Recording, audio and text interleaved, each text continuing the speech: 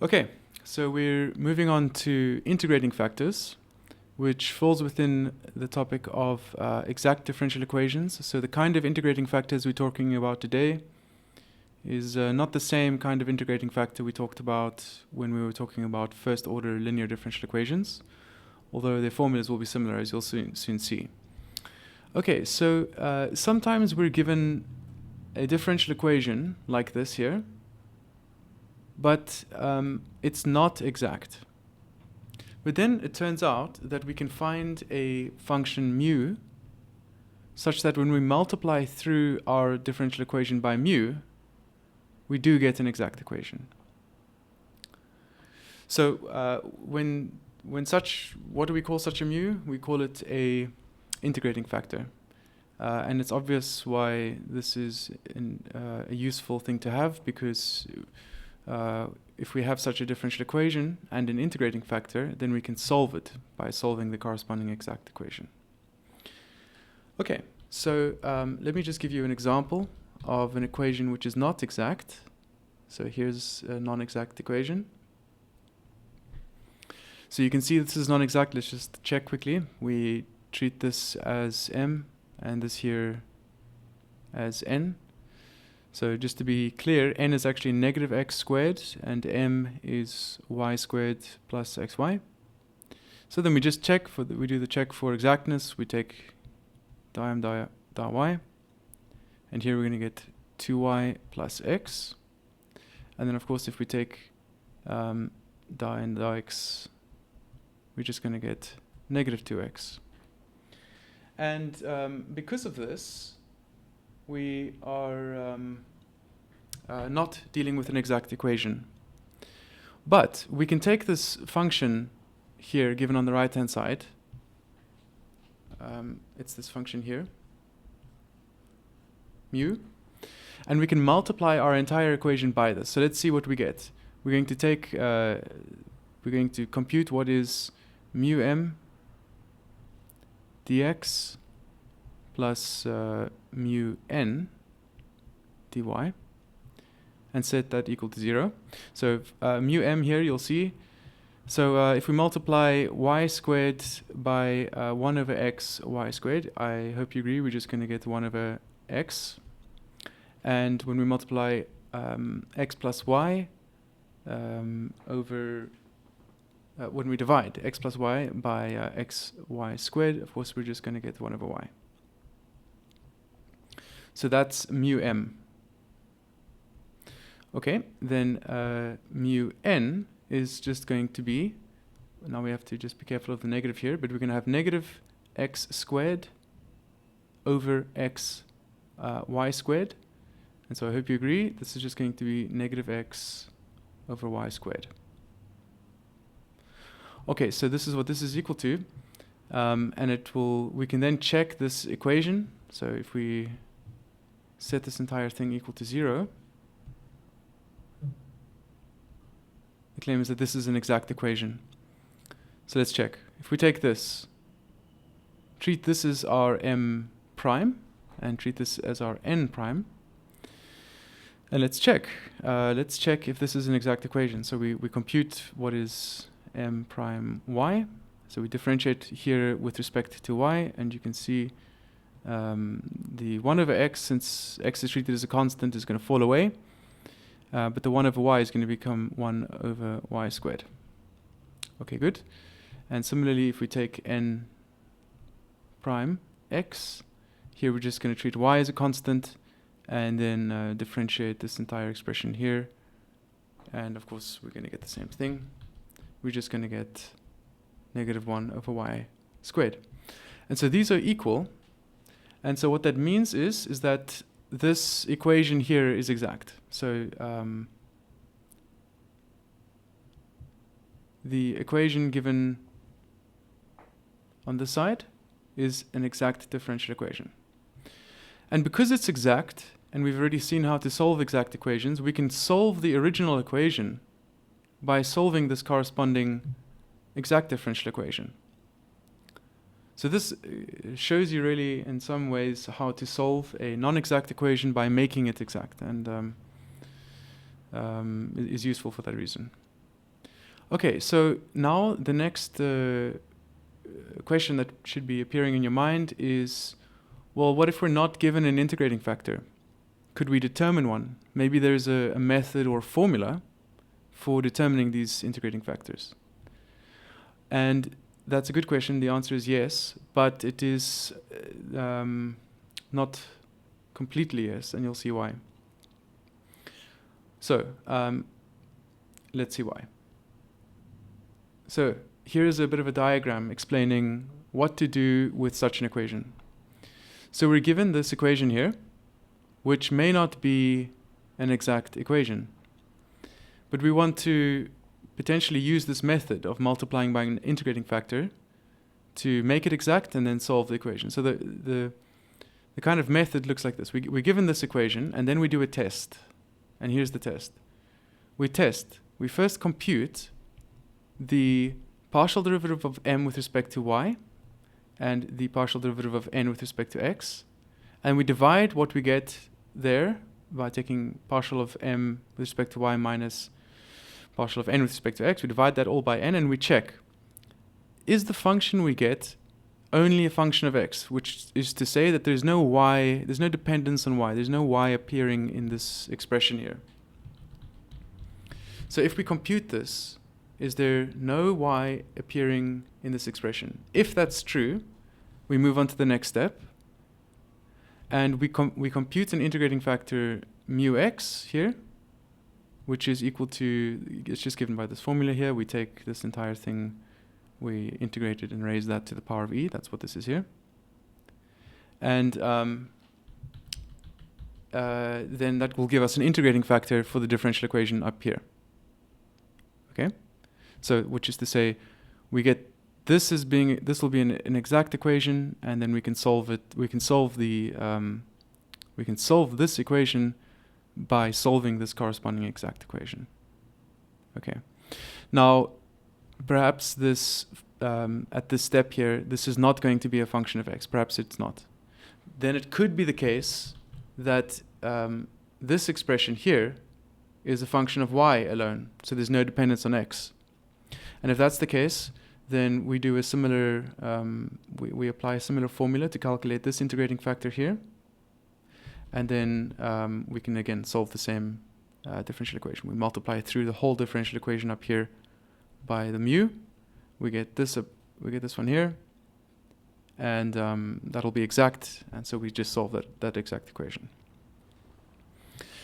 Okay, so let's see all of this theory in action, and let's solve this following dE. So we want to solve this equation.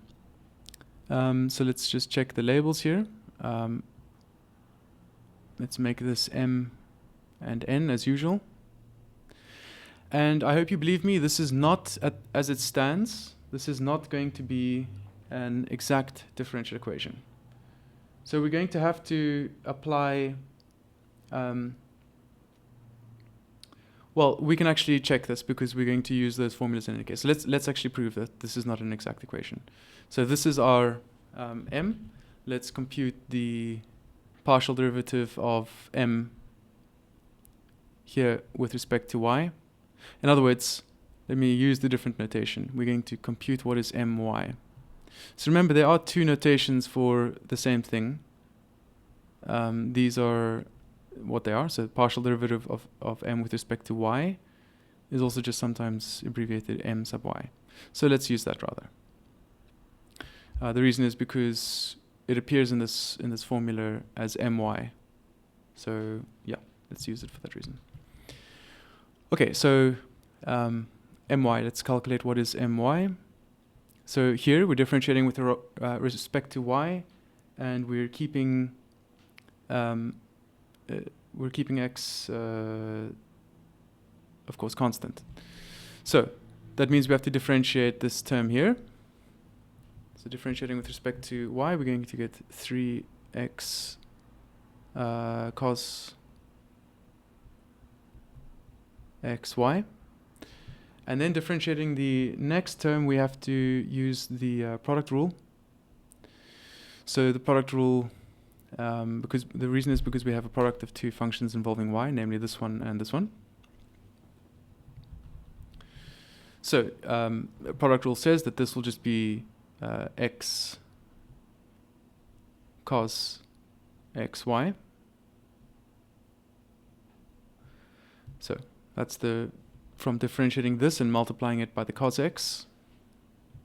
Now we have to differentiate this and multiply it by the xy. Now differentiating the cos xy, we're treating y as the differentiation variable, so x is the constant, so it actually comes outside, and we differentiate the cos and we get negative sign. So we're going to get, after all of this, negative x squared y sine xy. Okay, so let's just see why. That's because if I differentiate cos xy with respect to y, then remember the x comes out because of the chain rule. Okay, good. So this is the partial derivative of m with respect to y. Now let's compute the partial derivative of n with respect to x.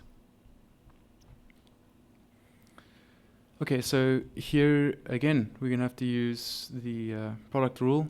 So, but it's a little bit easier this time. We're going to get 2x 2x cos xy. And then for the same reason, we're going to differentiate this cos xy and get something similar. The x is going to come out. And so what we're going to get is negative x squared y sine of xy. Okay. Okay, so clearly these things are not equal. Okay, in fact, we can actually simplify this a bit further, by the way. This 3x cos xy can combine with this one here, so that at the end of the day, we're just going to have 4x cos xy. Okay, good. So this is what we have. We have just computed the partial derivative of y of n with respect to y and partial derivative of n with respect to x, and this is what we get, and clearly these are not equal. Okay, so they're not equal, so the equation is not exact as it stands. But maybe there's an integrating factor for our dE. Okay? And let's check. So in order to check if there's an integrating factor, we have to analyze these two expressions here. Okay? So let's see those two expressions. So we're going to check what is partial derivative of m with respect to y minus nx. So my minus nx. And here we can see what we're going to get. We're going to get, so I'm just subtracting, right? So m subtracting this from that. And so I'm sure you agree, we're just going to get 2x cos xy. Okay, great. Now let's see what happens if I divide through by m. So let's look at this side first. If I have to divide through by m here, divide by m on this side, and put a negative here, then do you agree? Well, I'm sure you agree. We have exactly this expression, because the nx will come to the front and the my will become a negative, and then we're dividing by m, so we get exactly that formula. Okay, but if I put m at the bottom here, I'm putting this whole expression upstairs here. And the point that I'm trying to make here is just that we're going to have dependence on x. So we're not going to have just a pure function of y. And so we can say already that this is not the right formula to use. So this one here is not going to be correct. Okay, so we check this one. And in here it will turn out that we can in fact use our formula. So we put n here, and you can see that we're just going to get x squared cos xy here, and this will just end up being 2 of x. So it actually simplifies very nicely, and we get here we get a pure function of x, just a function of x. Okay, great. So we are in this situation we're completely in this situation here, and so just to remind you, if we go back up to our tree here, decision tree here, you can see that we're in this block here, and so we need to move on to this step now. Okay, so we are going to apply this formula.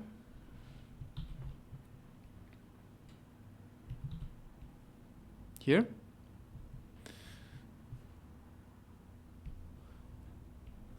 And in our case, this is just going to reduce nicely to mu x being equal to e to the integral of 2x dx. Okay? Why? Because this expression here is this one, which is that one. Okay, good. Then this turns out to just be e to the 2 natural log absolute value x, which is then equal to e to the natural log x squared, which is absolute value x squared, which is just x squared, because x squared is always positive. Okay, nice. So we have found our integrating factor. So according to what we've done here, we are at this step, and we've just found that in our situation, the mu x we should choose to be equal to x squared. Okay, good. So mu x is going to be chosen to be equal to x squared, and then we can move on. So we let mu of x just be equal to x squared, and then we can multiply our differential equation by this mu to get an exact equation. And that, which differential equation? Of course, the original one up here. Okay, so let's do that on the next page. So I take my equation, and I'm going to multiply this through by x squared, and then see what we get. Okay, so here, if I multiply this by x squared, I'm just going to get 3x squared sine xy plus x cubed y cos xy. Okay, so this whole thing multiplied by dx. Then I add that to x squared times this term, times dy, which is then just x to the 4 cos xy dy. Okay, so according to the tree, which we saw earlier, so let's just go back up once more. According to this here, this equation which we've just written down is an exact differential equation. Now we haven't checked that, and there is a bit of theory here. You're welcome to pause the video and quickly check, is this equation here an exact differential equation? And it will turn out that yes, this is actually an exact differential equation. Okay, great. So let's relabel, let's now put our attention to solving this particular equation, because solving this equation then will be equivalent to solving the equation we began with. Okay, so here we're going to again label some of the things. So this here will be labeled, this here we'll label M, this here we'll label N as usual. And we know it's an exact equation, so that means that I can say there is a function fxy such that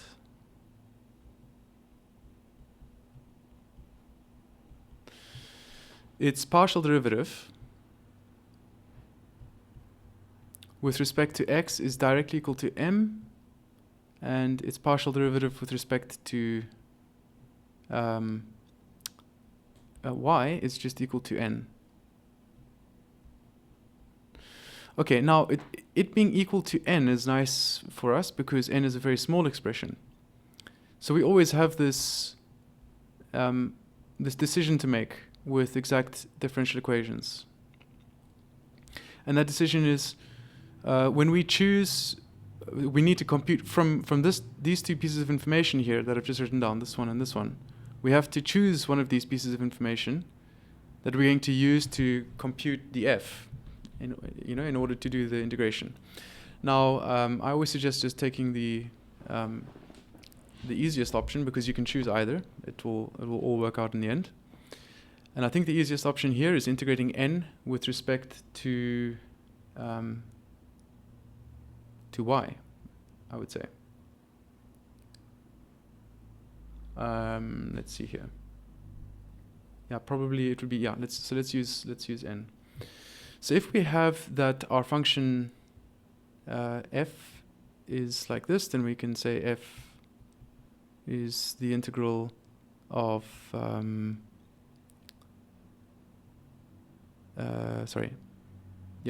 we can say f is just this integral,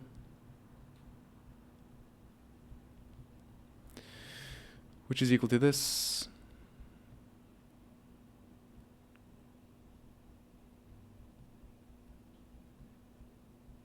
And here, writing out what this is just going to be exactly equal to, okay, so we're integrating with respect to y. Sorry, why am I saying x here? This should be y. Sorry about that. Yeah. It should be y because we've chosen this, of course. All right, so integrating with respect to y, actually we're going to be dividing by x here because an antiderivative of this function here is just going to be x cubed sine xy plus gx. Okay, yeah. So you can just check that if you differentiate this, you get this, and then that will confirm that the integration has been done correctly. And now, okay, so we've used this piece of information here, and now we can use this piece of information here to compute what should this gx be. So let's do that. So if we check what is, if we use this piece of information here, we're just going to differentiate f with respect to x. So differentiating f with respect to x. Here, what are we going to get? We're going to get, okay, I have to differentiate this. So let's differentiate this first. And we're going to get 3x squared sine xy. Plus, and now because we're using the product rule at this point, so now we have to get x cubed y cos xy. And then we're adding g prime of x. Okay, we have g prime of x here. Okay, so the point is that this here must be directly equal to m. Okay? That's how we use this piece of information here. Now, because that's equal to m, we can compare the other expression we have for m, namely this one up here. So you'll see that actually this expression up here, so 3x squared sine xy plus x cubed y cos xy, is just the same as this. 3x squared sine xy plus x cubed y cos xy. Okay? So that means that I will actually just have m being cancelling off completely with this. Let me just use a different color. So this the portion that I just found here, this portion here, will cancel directly with m. And okay, the result of doing this just means that g prime of x equals 0. And this means that we can just take, okay, g of x, solving the integral, this will mean that g is equal to c.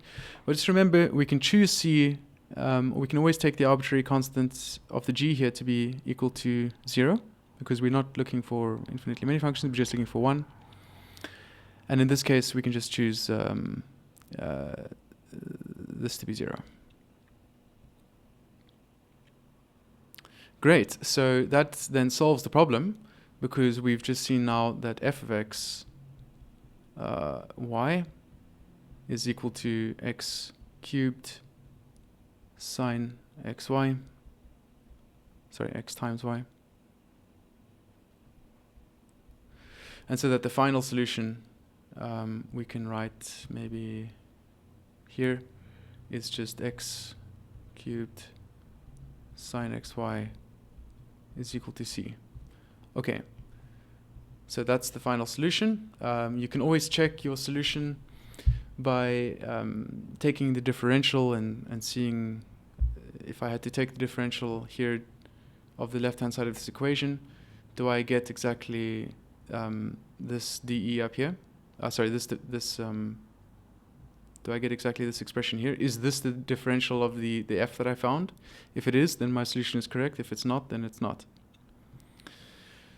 Okay, so that is in a nutshell using integrating factors to solve differential equations. Okay, thank you.